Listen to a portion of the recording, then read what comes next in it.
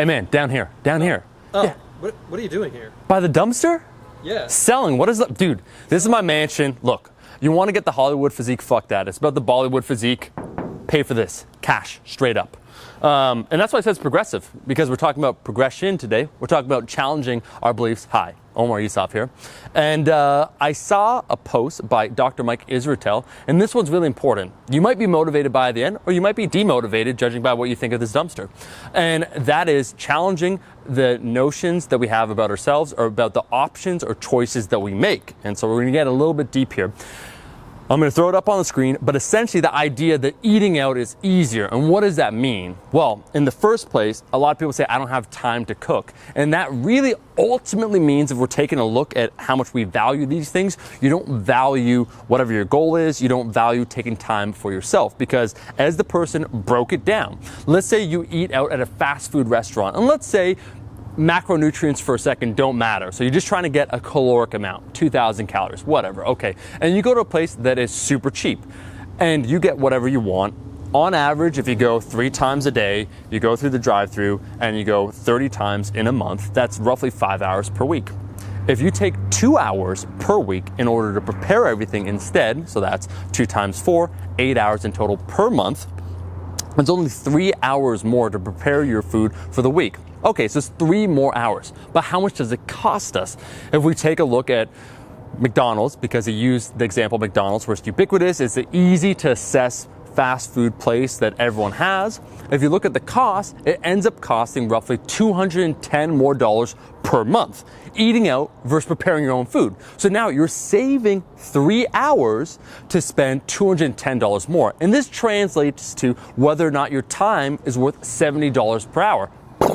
Now, when you phrase it that way, that you could save $210 per month in order to eat healthier options. By healthier, we mean more micronutrient dense options than McDonald's. We mean it has a higher protein content. So we care about body composition. It's more relevant to us. We really see this idea of eating out being easier is false, and it's a false assumption. And we have a lot of assumptions about ourselves, about our abilities, about what we can accomplish.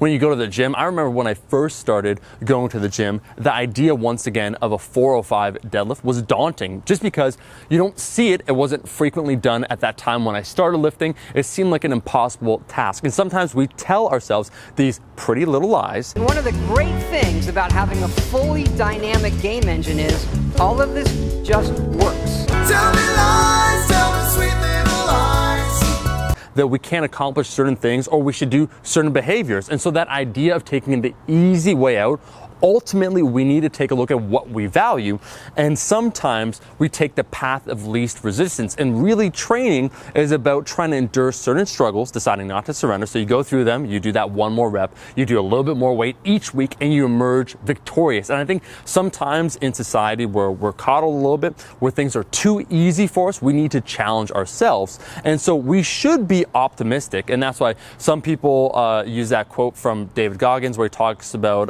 70 and sunny, meaning the mindset that he has when he goes out to accomplish things, that if you wait for an optimal situation, it's not going to happen. You have to go through that struggle in order to emerge victorious.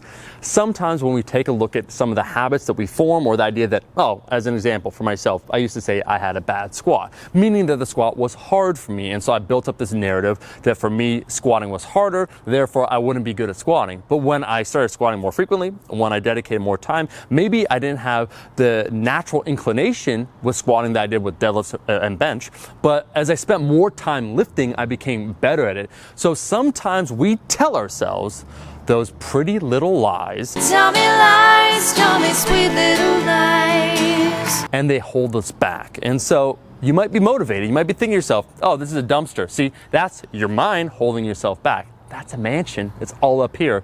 And so I thought it was a really good post by the individual that Mike reposted, talking about eating out, fast food. Is it really less expensive? Well, it depends if you value your time. If you value your time, it's definitely more expensive to eat out. And when we take a look at how much time you're saving, it's not that much. And when you take a look at what your goals are, it's definitely detrimental. So don't choose the easy path. Sometimes we like to be in comfort. Sometimes we like to choose those paths that aren't as difficult.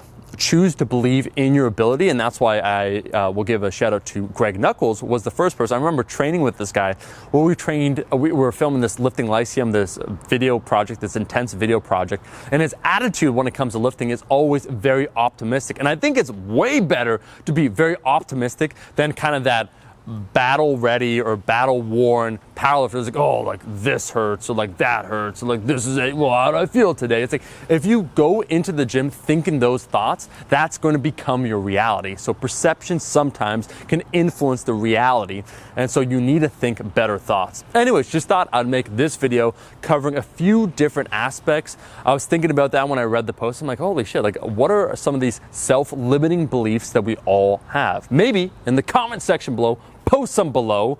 For myself, the one that I'm currently challenging as I lean down is that it's hard for me to maintain my strength as I lose weight. That's one of the notions that I'm trying to challenge this time, and I'll let you know the results of that. Thank you so much for watching this video. Thank you so much for, Severin, I'm gonna be honest, for supporting my rockstar lifestyle. I mean, you just see here, how many bedrooms is this if we had to count? There's 2 here for sure.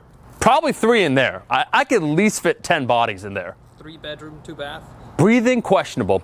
If you like the video, make sure to like the damn video, and I'll see all you guys, my rascals, in that next one. Peace. Eat your vegetables, eat your vegetables, eat your fucking vegetables.